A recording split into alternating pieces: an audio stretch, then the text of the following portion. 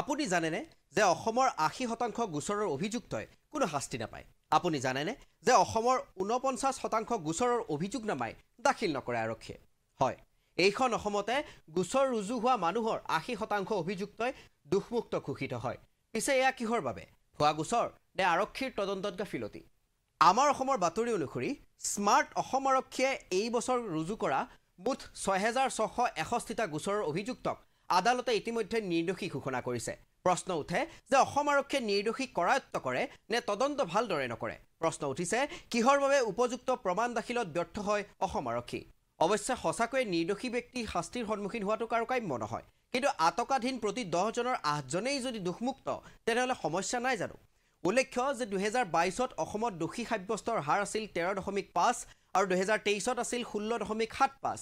ইয়াৰ বিপৰীতে ৰাষ্ট্ৰীয় হাৰ আছিল ক্ৰমে ৬৮.৮ আৰু ৬৫.৭। পিছে অসম আৰক্ষীৰ এই আচৰিত প্ৰদৰ্শনৰ তদন্ত চৰকাৰে কৰিবনে? সময়হে ক'ব।